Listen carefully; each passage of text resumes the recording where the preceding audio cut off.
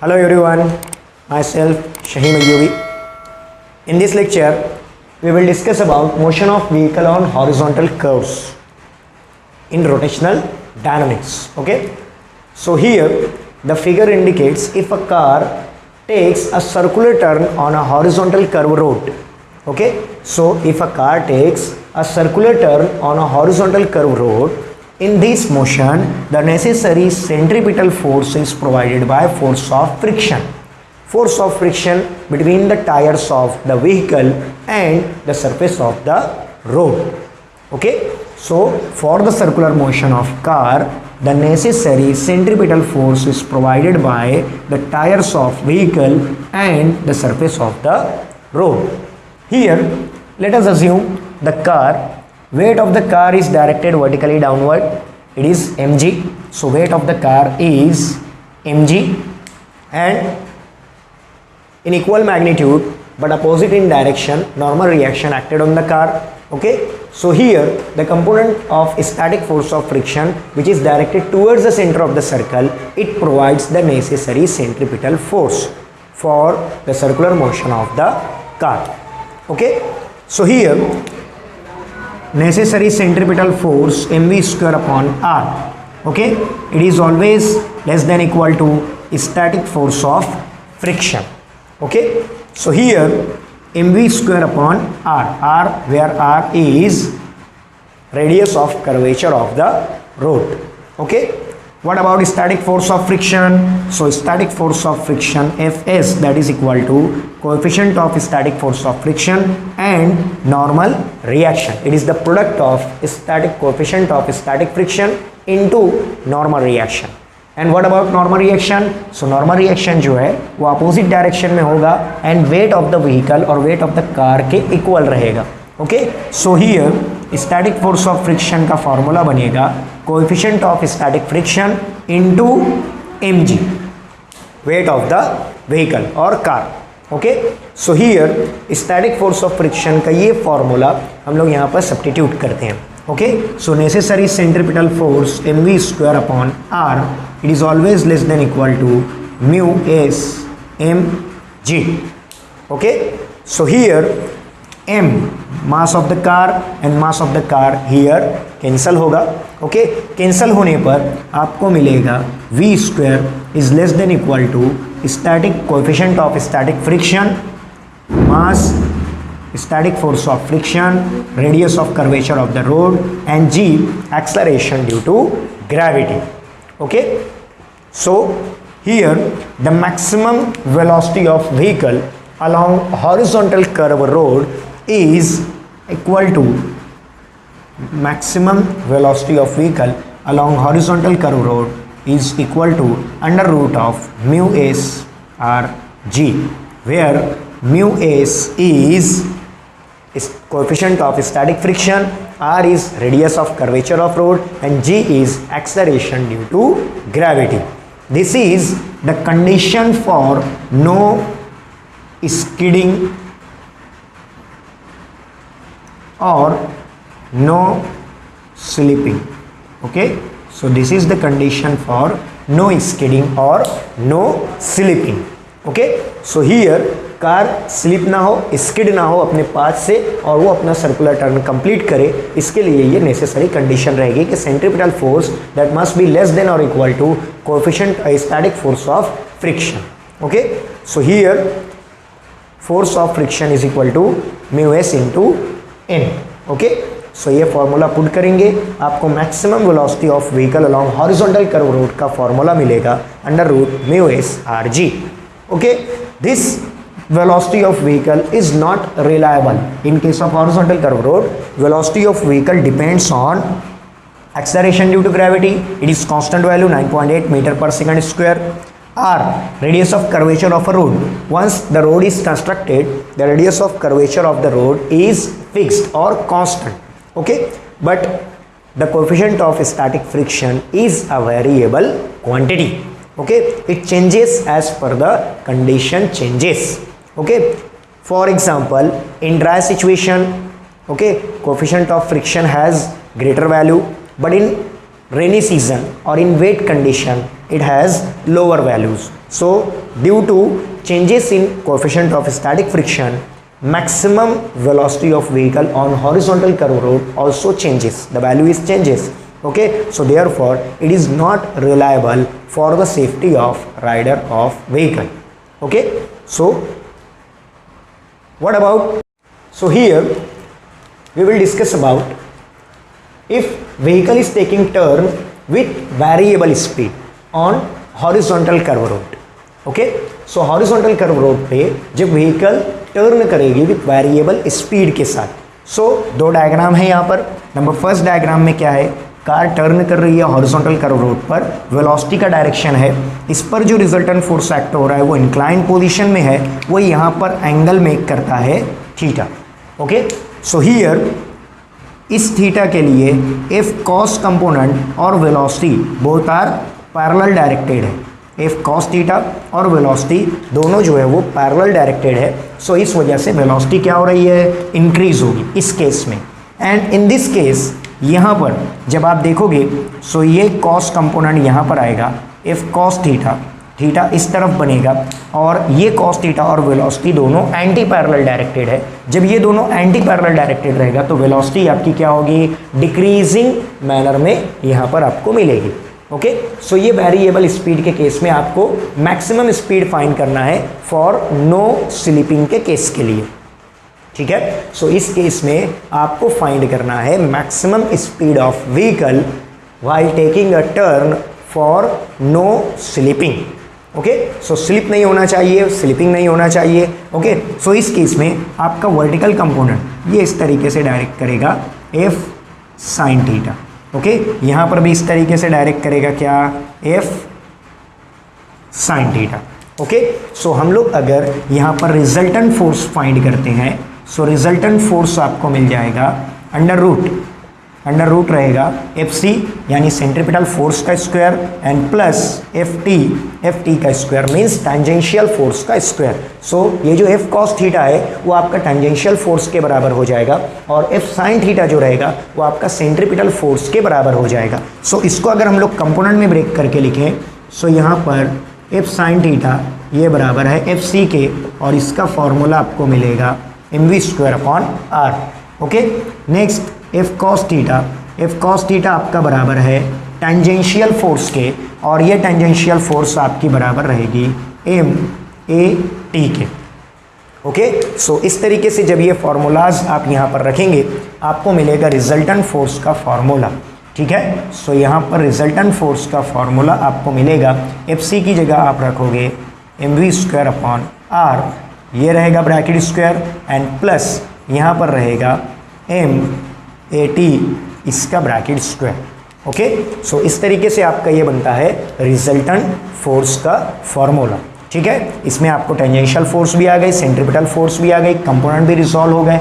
Okay, now अब हम लोग फाइंड करेंगे कंडीशन या maximum speed for no slipping. Okay, so no slipping के केस में ये जो रिजल्टेंट फोर्स है वो that must be less than और equal to static force of friction. Okay, so जो maximum static force of friction रहेगा उससे लेस होना चाहिए फोर्स को, रिजल्टेंट फोर्स जो एक्ट करेगी. ओके, सो इस सिनेरियो में हम लोग यहाँ पर ये फॉर्मूला अप्लाई करते हैं. फॉर्मूला आपका रहेगा M V square upon R, ये ब्रैकेट स्क्वायर, एंड यहाँ पर रहेगा M A T and entire bracket square. ठीक है, और that must be less than equal to static force of friction, coefficient रहेगा एम जी के बराबर. ओके, अब यहाँ पर आप देखेंगे एम स्क्वायर और ये एम स्क्वायर ये दोनों कॉमन निकलेगा, और ये कॉमन निकल के रूट के बाहर एम होगा, और ये एम इस एम के साथ आपका क्या होगा, कट हो जाएगा. इसको हम लोग निकाल लेते हैं बाहर. सो ये एम यहाँ पर आपको बचेगा क्या, V raise to 4 upon are square. Okay, and plus यहाँ पर ये एज इट इज़ रहेगा ए टी का square. Okay, and that must be less than equal to, ये रहेगा म्यू एस इंटू जी, और यहाँ पर आएगा आपका एम, ये एम और ये एम आपका कैंसिल होगा. ओके, नाउ अब आपको करना क्या है, अब आप ये करोगे ऑन स्क्वायरिंग. Both sides. जब आप स्क्वायरिंग करोगे सो यहाँ पर आपको मिलेगा रूट कैंसिल होता हुआ v square v⁴ upon are square and plus at का square that must be less than equal to mu S g and entire bracket square. Okay, so यहाँ पर at को इस तरफ करते हैं, आर स्क्वायर को मल्टीप्लाई करते हैं, सो v⁴ आपका बन जाएगा that must be less than और इक्वल टू, ये बड़ा ब्रैकेट रहेगा म्यू एस जी एंड ये ब्रैकेट स्क्वायर बनेगा एंड माइनस यहाँ पर रहेगा at का स्क्वायर, ये बन जाएगा आपका big bracket. Okay, so here आपको करना क्या है, आर स्क्वायर यहाँ पर आके मल्टीप्लाई करेगा इन दोनों टर्म्स को। ओके, अब ये v⁴ है, सो मैक्सिमम स्पीड आपकी बनेगी that is equal to, okay, so that is equal to यहाँ पर आपका बनेगा mu S G bracket square minus at का स्क्वायर। ओके, ये ब्रैकेट कंप्लीट हुआ, यहाँ पर आया आर स्क्वायर और इसका पावर बनेगा 1/4। ओके, सो ये आपका बनेगा बेसिक फॉर्मूला। ओके, सो ये फॉर्मूला जो बॉक्स में है वो रहेगा maximum speed of vehicle on horizontal curve road if vehicle is taking turn with variable speed, और ये कंडीशन रहेगी फॉर नो स्लिपिंग के लिए। ओके, सो ये रहेगी condition no slipping, V max जो है वो इस फॉर्मूले के बराबर आपको मिलेगा। ओके, सो हियर हम लोग आगे बढ़ते हैं। ये टॉपिक में हम लोगों ने ये देखा कि जो मैक्सिमम स्पीड होती है व्हीकल की, the maximum speed of vehicle on horizontal curve road, it depends on variable factor. Variable factor क्या होगा इसमें, static friction, coefficient of static friction, जो वेरी करेगा डिपेंड ऑन द सिचुएशन। सो ये रिलायबल नहीं होगा। सो रिलायबल क्या होगा, सो अगला कंसेप्ट रहेगा banking of road. So banking of road discuss करते हैं हम लोग आगे के टॉपिक के लिए। So here we will discuss about banking of road. Now what is banking of road? First discuss करते हैं definition. What is the definition of banking of road? Okay, किसे कहेंगे banking of road? So banking of road in which outer edge of the road kept inclined to that of inner edge. Okay, so banking of road क्या रहता है, it is a method in which outer edge of a road kept inclined to that of inner edge. Okay, हमारे national highways में ये किया जाता है, road को थोड़ा सा इंक्लाइंड बनाया जाता है। ओके, सो आउटर एज को टिल्टेड पोजीशन में रखा जाता है ऑन इनर एज के ऊपर। Outer edge is kept inclined to that of inner edge. Okay, so this phenomena is called as banking of road. Okay, so ये banking of road हुआ, इस मेथड को, इस कंसेप्ट को बोला जाता है banking of road. Okay, here ये जो डायग्राम बनी हुई है इसमें एक व्हीकल है जो इंक्लाइंड रोड यानी बैंकिंग ऑफ रोड पर, बैंक्ड रोड के ऊपर वो सर्कुलर टर्न को कंप्लीट कर रही है। इस सर्कुलर टर्न में वेट ऑफ द व्हीकल आपका डायरेक्ट करता है वर्टिकली डाउनवर्ड, mg से आप उसको डिनोट कर रहे हो। ठीक है, अब व्हीकल चूंकि इंक्लाइंड कंपोनेंट पर है इसलिए नॉर्मल रिएक्शन एक्ट करेगा इंक्लाइंड पोजीशन में। ये नॉर्मल रिएक्शन वर्टिकल कंपोनेंट से थीटा एंगल ही बनाएगा, जो थीटा है एंगल ऑफ बैंकिंग आपका। Okay, so normal reaction inclined हुआ, सो नॉर्मल रिएक्शन को रिजॉल्व करना पड़ेगा, थीटा का एडजेसेंट कंपोनेंट बन जाएगा इन कॉस थीटा और अपोजिट कंपोनेंट बन जाएगा इन साइन थीटा। इन साइन थीटा को हम लोग यहाँ पर मैप करके सेंटर से बता रहे हैं। ओके, सो ये हो जाएगा इन साइन थीटा। इसी के ऊपर फोर्स ऑफ फ्रिक्शन एक्ट करेगी, ये भी इंक्लाइंड पोजीशन में एक्ट करेगी। फोर्स ऑफ फ्रिक्शन रहेगी किसके दरमियान, between the tyres of vehicle and the surface of road के दरमियान। ओके, सो ये फ्रिक्शनल फोर्स इंक्लाइंड पोजीशन में है, सो इसको भी आप दो कंपोनेंट में रिजॉल्व करोगे। फर्स्ट कंपोनेंट बनेगा एफ कॉस थीटा, जो कि सिमिलर डायरेक्शन में रहेगा इन साइन थीटा के।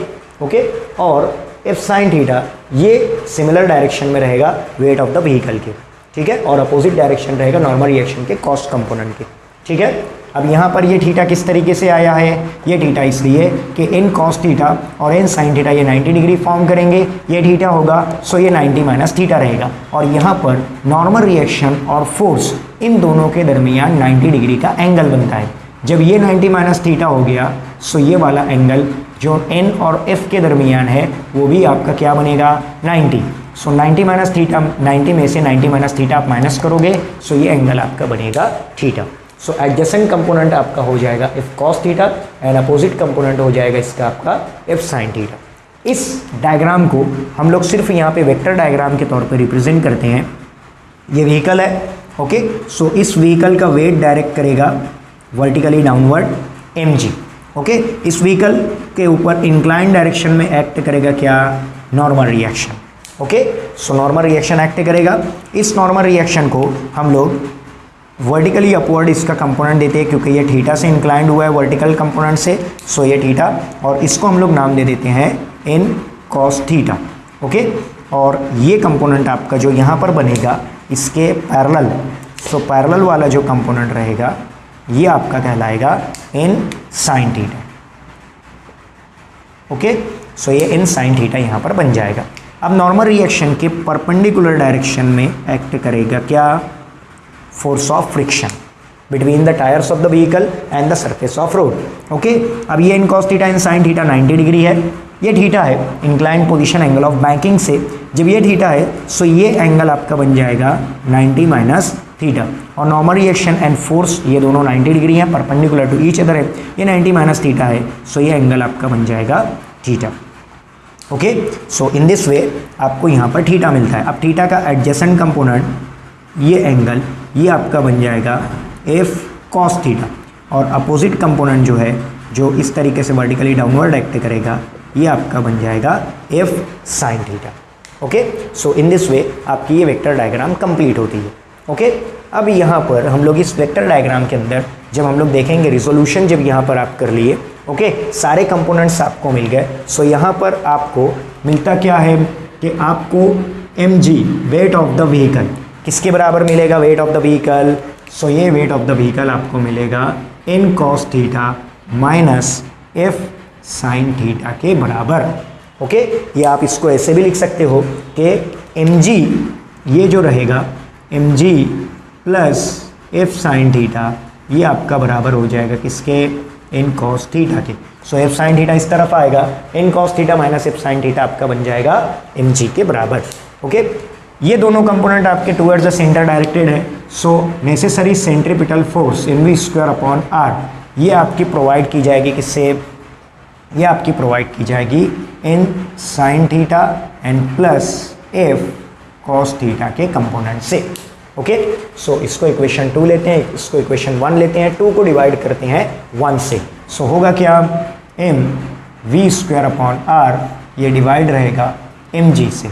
सो यहाँ पर आपको मिलेगा क्या, यहाँ पर आपको मिलेगा n sine theta plus f cos theta and divided by यहाँ पर रहेगा n cos theta minus f sine theta, okay. So here यहाँ पर आपका m और m कैंसल हो जाएगा, ओके। प्रीवियस लेक्चर में हम लोगों ने ये देखा है कि कोएफिशिएंट ऑफ स्टैटिक फ्रिक्शन, ये जो फोर्स है वो coefficient of static friction and normal reaction के बराबर होता है। सो f की जगह हम लोग ये सब्स्टिट्यूट करते हैं, ओके। सो यहाँ पर हम लोगों को क्या मिलेगा, v square upon R ji that is equal to, यहाँ पर n आप ऊपर कॉमन निकालोगे, ब्रैकेट में आपको मिलेगा साइन थीटा प्लस म्यू, यहाँ पर आपको मिलेगा cos theta, okay, and divided by यहाँ पर भी आपको n मिलेगा कॉस थीटा माइनस म्यू, यहाँ पर मिलेगा आपको साइन थीटा। सो यहाँ से आपका ये n नॉर्मल रिएक्शन कैंसिल हो जाएगा, ओके।